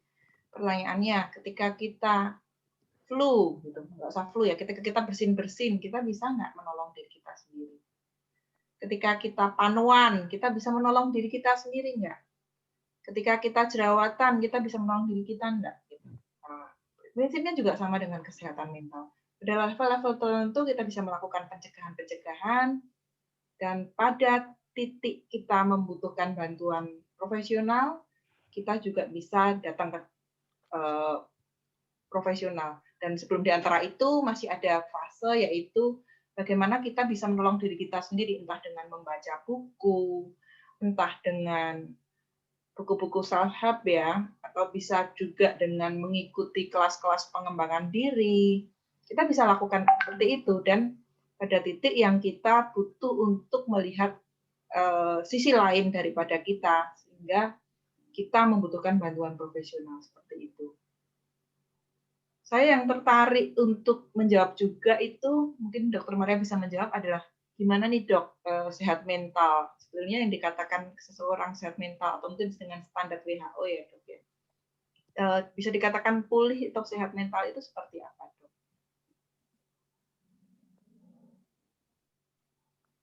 Bisa dilanjutkan ke Dokter Maria?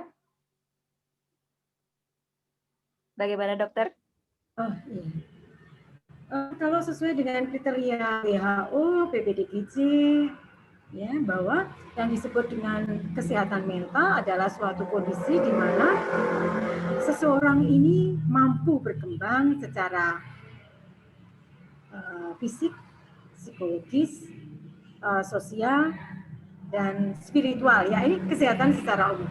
Dan kesehatan mental adalah seseorang yang mampu melihat potensi diri dan juga orang lain, mampu membina hubungan dengan orang lain, dan mampu memberikan kontribusi terhadap komunitasnya, terhadap lingkungannya. Kurang lebih begitu. Kata-katanya mungkin tidak letterlock seperti itu ya. Tapi tadi bisa menilai diri sendiri, bisa menilai orang lain, mengambil sisi positif, mengadakan suatu relasi yang positif, dan mempunyai kontribusi terhadap lingkungannya. Itu yang dikatakan seseorang yang sehat ya, sehat secara mental, mampu mengatasi permasalahan yang dia hadapi. Seperti itu. Secara apa yang disebut dengan sehat mental. Nah, bagaimana hubungannya dengan seseorang yang pulih ya? Pulih kalau itu berdasarkan pelayanan kesehatan, tadi Mbak Intan menganalogikan dengan kesehatan fisik ya. Kesehatan secara umum bahwa upaya pelayanan kesehatan itu ada promotif, preventif, kuratif, dan rehabilitatif gitu.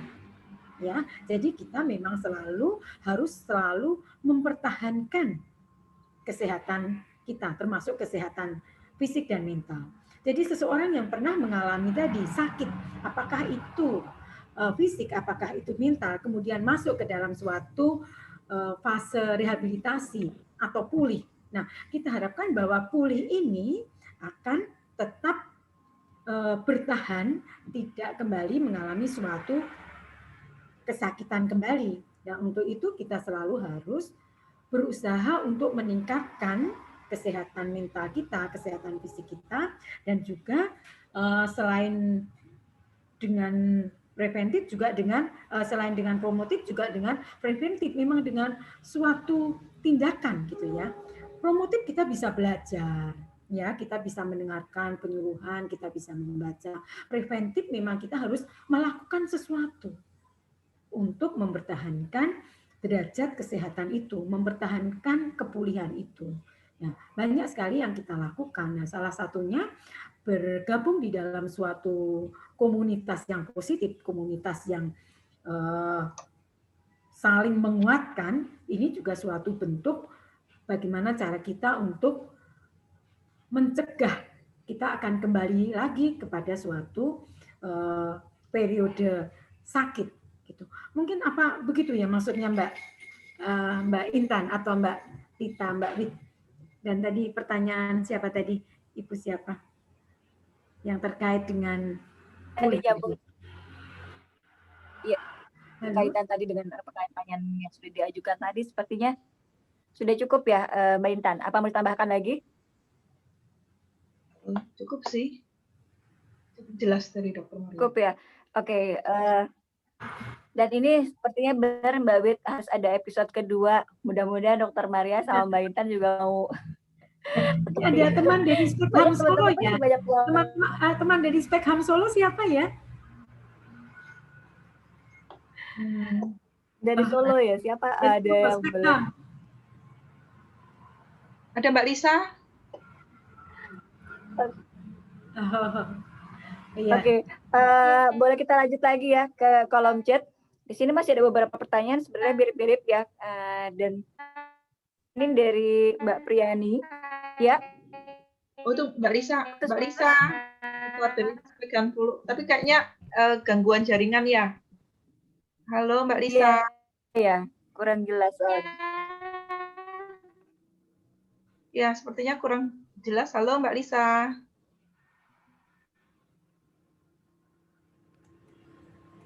Halo? Ya kurang jelas. Dari Spekham Solo nih, karena dari Spekham banyak sekali menangani kasus-kasus. Mbak Lisa pengacaranya dari Spekham Solo. Iya, Mbak Lisa. Tapi sepertinya gangguan ini nggak bisa. Terputus ya Mbak Intan ya. Oke, kita boleh kembali ke kolom chat lagi, Mbak Intan. Silakan. Ini dari pertanyaan dari Mbak Priyani. Saya sebenarnya bukan Halo, pertanyaan, sebenarnya ini pernyataan. Mudah-mudahan, Mbak Risa masih nyambung juga nih. Tapi masih putus-putus ya Mbak Intan ya? Iya, oke. Kita masih punya waktu sekitar Oke. 5 menit lagi nih. Oh, cepat sekali. Saya kira 2 jam Mbak Intan. Atau mau sampai nanti pagi juga kayaknya teman-teman masih nongkrong gini. Oke, kalau gitu pertanyaan terakhir deh, ini dari siapa ya, saya bingung nih. Dari dua lagi Mbak. Dari Mbak Melina, Dokter Maria atau Mbak Intan, mungkin nggak sih pulih didapatkan saat sumber masalah masih ada di sekitar kita? Boleh dijawab oleh Mbak Maria atau Dokter Maria atau Mbak Intan? Pada keadaan tertentu, apakah pulih itu bisa didapatkan ketika sumber masalah itu ada di dekat kita? Kembali ya, kalau saya intinya adalah bagaimana kita memutuskan. Ketika kita memutuskan untuk tetap di lingkungan itu, berarti kita yang berubah. Kita mempunyai sebuah namanya power zone ya. Kita mempunyai lingkaran kekuatan yang kita bisa berubah. Bagaimana kita mengubah respon kita terhadap orang itu. Jadi sama seperti ketika kita kalau kita belajar itu belajar dari Einstein ya. Bagaimana dia gagal, kalau gagal dengan cara ini berarti dengan cara ini. Kalau gagal dengan cara ini kita dengan cara ini. Ketika kita melakukan sesuatu yang sama gitu dengan sesuatu perilaku yang sama dan mengharapkan hasil yang berbeda, itu adalah lucu. Tetapi ketika kita melakukan sesuatu yang berbeda lalu hasilnya ternyata kok sama, kita coba lagi berbeda. Jadi kita bisa mengganti respon kita terhadap orang-orang di sekeliling kita. Pilihannya seperti itu. Atau kita meninggalkan keadaan itu gitu. Jadi pertanyaannya jika apakah bisa, ya itu menjadi pilihan kita. Seperti itu. Silahkan Dokter Maria. Gitu ya. Dokter Maria mau tambahin buat jawab? Ya, permasalahan itu tidak akan pernah berakhir ya, selalu ada.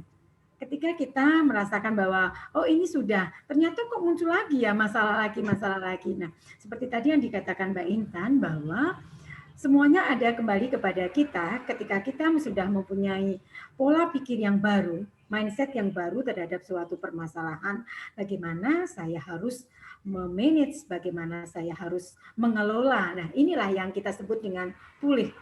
Ya, bahwa kita punya suatu pola yang baru dalam memanage, dalam mengelola permasalahan yang kita hadapi. Apapun, apakah itu persoalan yang tadi yang selalu memang akan tetap berlangsung, ataukah persoalan-persoalan baru yang tentunya tetap akan kita hadapi karena selalu akan muncul suatu permasalahan.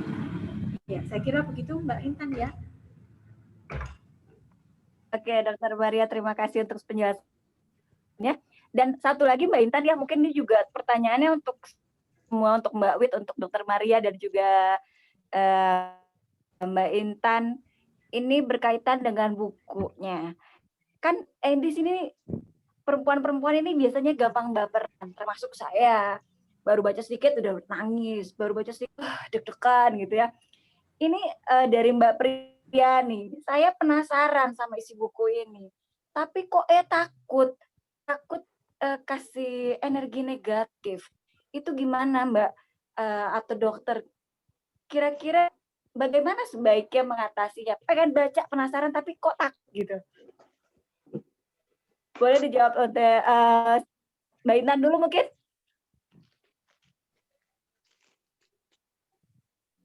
Ya, bisa dengan Dokter Maria. Silakan. Boleh, Iya. Dokter. Bukunya cukup tebal, banyak sekali kisah kehidupan yang akan kita ketahui, perjalanan, romantika, dinamika kehidupan kita. Ya, tetapi dalam setiap cerita itu, setiap ya bisa dikatakan cerita yang mengandung makna ya, selalu ada kesimpulan yang diberikan pada akhir setiap itu. Nah, ini yang kita harapkan nanti menjadi pencerahan. Jadi tidak perlu takut membaca buku ini karena Mbak Wit ya sudah membuat apa ya Mbak Intan namanya ya, akhir ini ya, kesimpulan makna yang bisa diambil dari cerita ini apa gitu. Nah ini yang akan kita harapkan, ini yang mencerahkan. Jadi tidak terbawa dalam alur cerita ini, tetapi intinya apa. Nah inti inilah yang kita harapkan menjadi energi positif bagi pembaca kita. Begitu. Mungkin Mbak Intan yang lebih ini. Pokoknya boleh ditambahin sama Mbak Intan, karena ini adalah pertanyaan terakhir.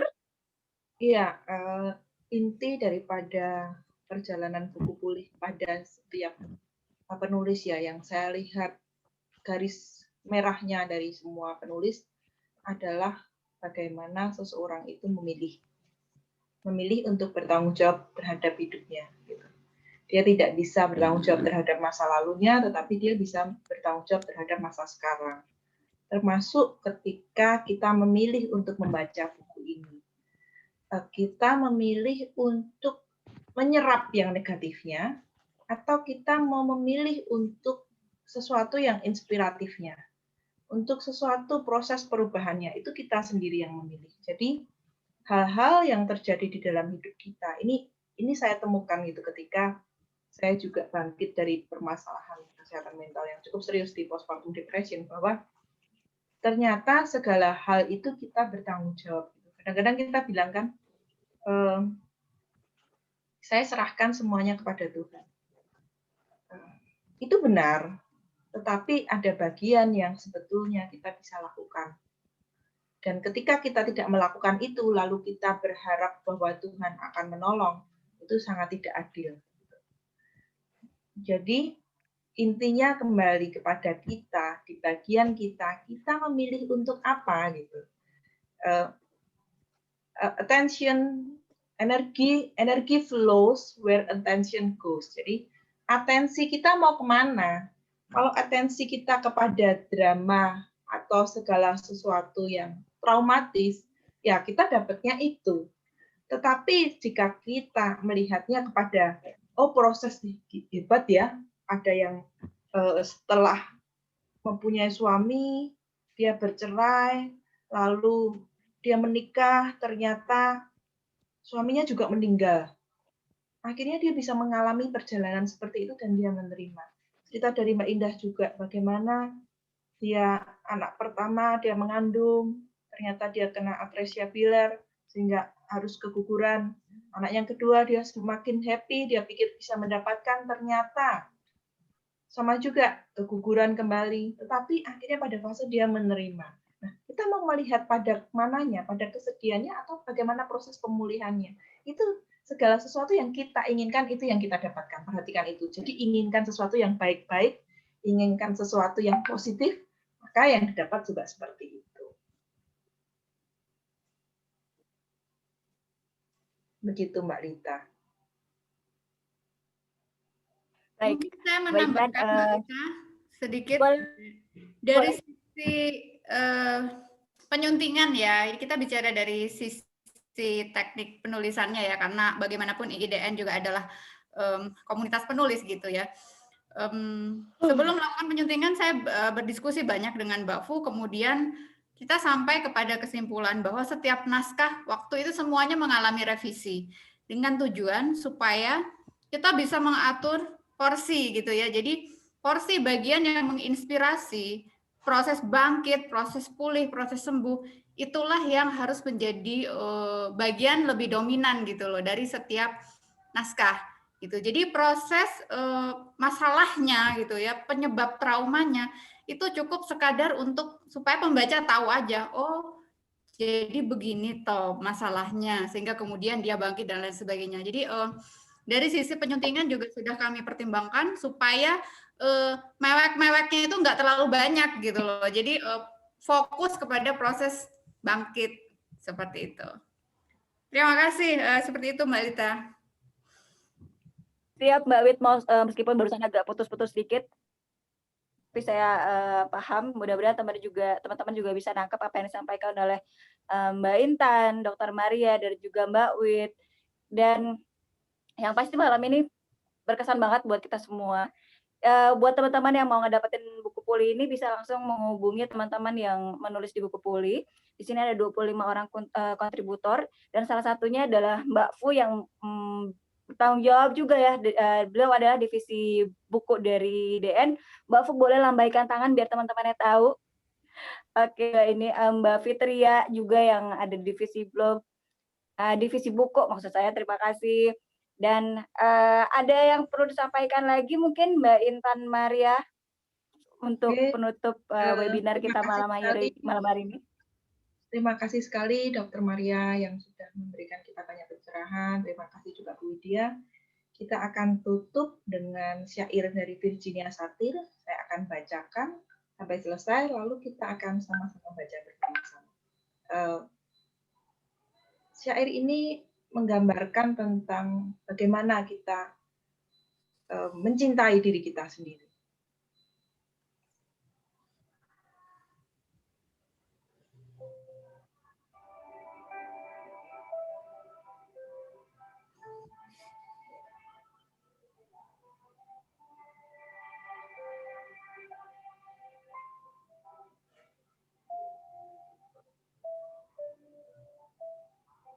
Aku adalah aku.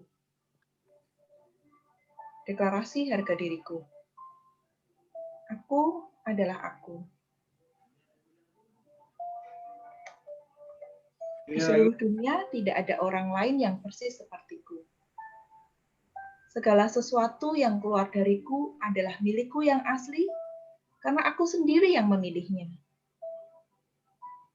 Aku memiliki segalanya tentangku. Tubuhku, perasaanku, mulutku, suaraku, semua tindakanku. Apakah itu untuk orang lain atau untuk diriku sendiri? Aku memiliki fantasiku, mimpiku, harapanku, ketakutanku. Aku memiliki semua kemenangan dan keberhasilanku, semua kegagalan dan kesalahanku. Karena aku memiliki semuanya, aku bisa menjadi akrab dengan diriku. Dengan melakukan itu, aku bisa mencintai diriku dan bersahabat dengan diriku di semua bagian-bagian diriku. Aku tahu ada aspek tentang diriku yang aku tidak tahu. Tetapi selama aku ramah dan mencintai diriku sendiri, aku bisa dengan berani dan mempunyai keberanian untuk mencari solusi, mencari jawaban untuk teka-teki dan mencari tahu lebih banyak tentang diriku.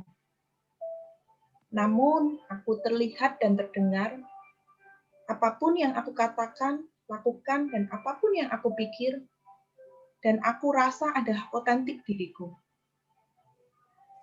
Jika nanti beberapa bagian dari cara aku melihat, cara aku mendengar, cara aku berpikir, dan cara aku merasa tidak sesuai, aku bisa membuang apa yang tidak layak dan menyimpan sisanya yang masih layak dan menciptakan sesuatu yang baru. Untuk mengganti bagian diriku yang kubuang, aku bisa melihat, aku bisa mendengar, aku bisa merasakan. Aku bisa berpikir, aku bisa berkata, dan aku bisa melakukan. Aku memiliki alat untuk bertahan hidup. Aku menjadi produktif, dan aku masuk akal. Dan mungkin aku bisa tertipu terhadap orang-orang dan hal-hal yang di luar diriku. Dan karena itu, aku dapat merekayasa diriku. Aku adalah aku. Dan karena itu, aku baik-baik saja. Teman-teman boleh membuka mic-nya. Kita akan sebutkan bersama-sama, kita akan baca bersama-sama sebuah puisi dari Virginia Satir, bahwa kita mempunyai kendali penuh atas diri kita. Oke, itu 1, 2, 3. Aku adalah aku. Aku adalah aku. Kayaknya nanti tahu-tahu. Aku adalah aku. Dalam dunia tidak ada orang lain seperti Di seluruh dunia tidak ada orang lain yang persis sepertiku. adalah milikku yang asli karena aku sendiri yang memilihnya. Segala sesuatu yang keluar dariku adalah milikku yang asli, karena aku sendiri yang memilihnya. Aku memiliki segalanya tentangku. Aku memiliki segalanya. Perasaanku, Aku memiliki segalanya tentangku. Tubuhku, perasaanku, mulutku, suaraku, semua tindakanku. apakah itu untuk orang lain atau untuk diriku sendiri? Apakah itu untuk orang lain atau untuk diriku sendiri? Aku memiliki fantasiku, harapanku, ketakutanku. Aku memiliki fantasiku, mimpiku, harapanku, ketakutanku. Aku memiliki semua kemenangan dan keberhasilanku, semua kegagalan. Kegagalan dan kesalahanku. Karena aku memiliki semuanya, aku bisa menjadi akrab dengan diriku. Karena aku memiliki semuanya, aku bisa menjadi akrab dengan diriku. Dengan melakukan itu, aku bisa mencintai diriku. Sampai Dengan diriku sendiri. Dengan melakukan itu, aku bisa mencintai diriku dan bersahabat dengan diriku. Semua bagian diriku yang aku tidak tahu. Aku tahu ada Selama aku ramah dan mencintai Tahu ada diriku diriku yang aku tidak berani dan mempunyai keberanian dengan berani dari jawaban mereka dari jawaban Tapi selama aku ramah dan mencintai diriku sendiri, aku bisa dengan berani dan mempunyai keberanian untuk mencari jawaban aku rasa adalah dan mencari tahu lebih banyak. Dan aku terlihat dan berdengar. Aku melakukan dan apapun yang aku pikir dan aku berpikir dan cara aku merasa tidak sesuai, bisa membuang apa yang tidak layak dan melanjutkannya. Jika nanti beberapa bagian dari cara aku melihat, cara aku mendengar, cara aku berpikir dan cara aku merasa tidak sesuai, aku bisa membuang apa yang tidak layak dan menyimpan sisanya yang masih layak dan menciptakan sesuatu yang baru.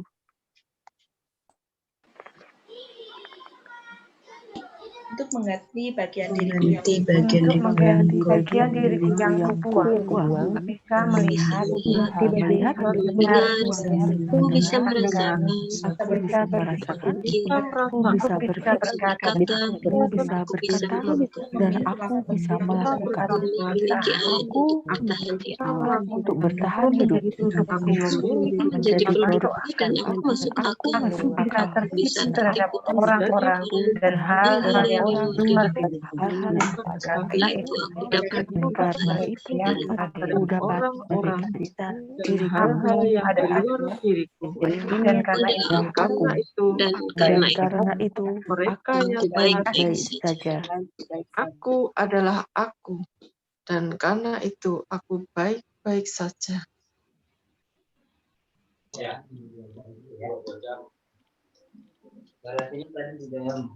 Oh, di luar itu. Ya. Kembali ke Mbak Rita. Ya, terima kasih Mbak Intan, terima kasih Dokter Maria, terima kasih Mbak Widya, dan terima kasih untuk teman-teman yang sudah bergabung malam hari ini. Semoga apa yang kita dapat malam hari ini memberikan sesuatu yang berbeda. Dan sekali lagi, untuk teman-teman yang mau mendapatkan buku pulih, silakan langsung menghubungi teman-teman yang menulis di buku pulih. Dan saya Rita dari Bandung, dari Divisi Umum IDN pamit. Baik, Mbak Intan, masih adakah yang akan disampaikan lagi?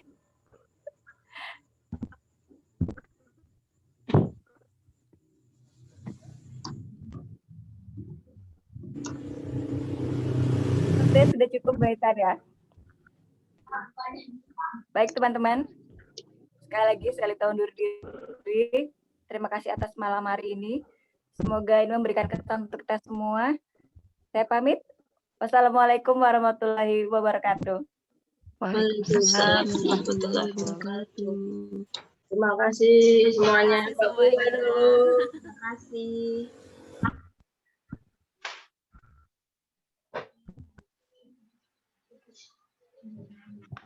Terima kasih semua. Terima kasih Mbak Intan, Mbak Wit, Mbak Lita, Terima kasih Mbak semuanya. Fu. Sehat selalu. Mbak Fu. Ya, makasih Sampai semuanya. ketemu dengan kasus yang baru. Amin. Silakan, boleh meninggalkan ruangan, saya akan menunggu. Terima kasih Dr. Maria. Silakan.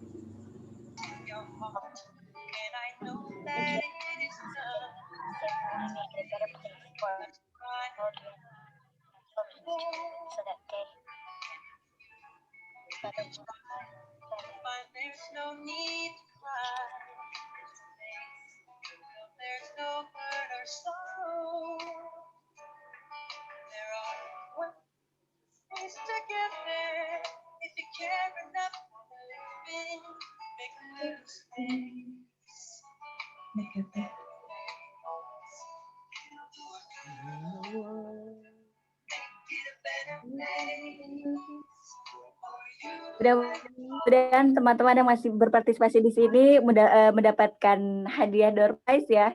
Nanti akan diumumkan di Instagram IIDN. Bagi teman-teman yang beruntung akan mendapatkan masing-masing 1 buah buku pulih. Terima kasih, selamat malam.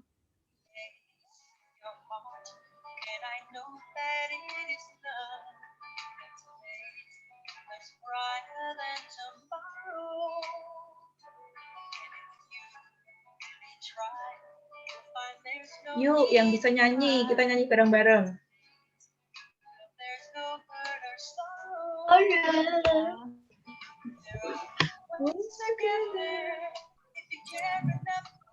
For the living.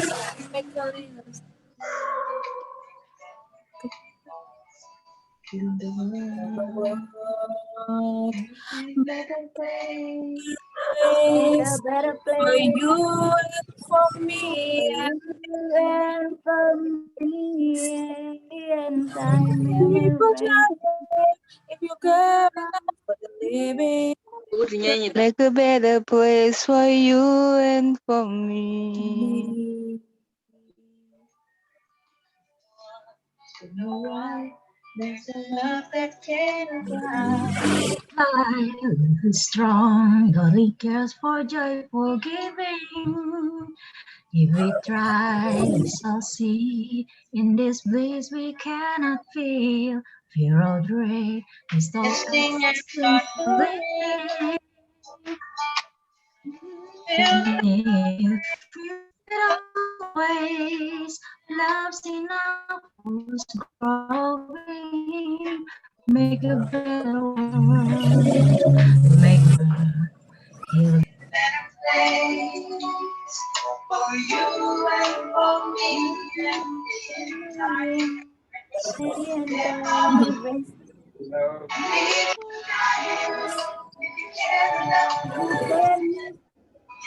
living a better place. For you and for me.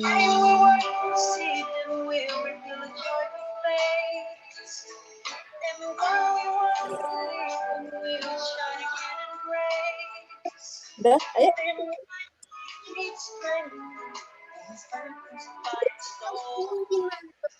Di sini aja.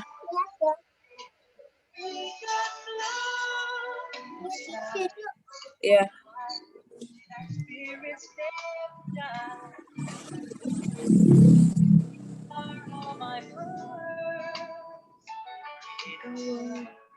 No fear, together we'll cry every tear.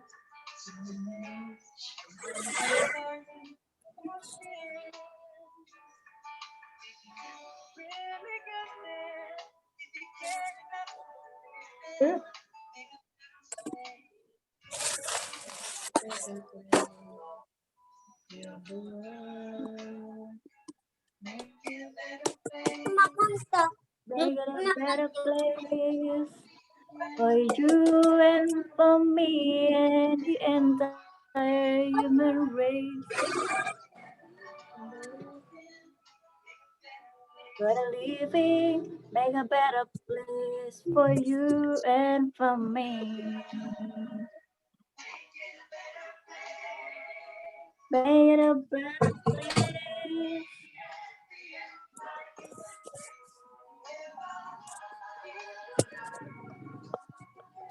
People dying, for a living, make a better place for you and for me. For you, place for you. Make it a better place. You and us, people dying.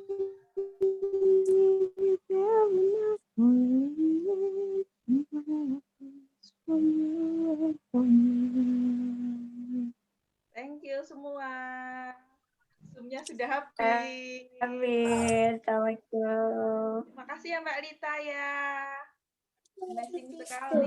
Sabi, sehat-sehat ya semuanya. Iya, saya matikan.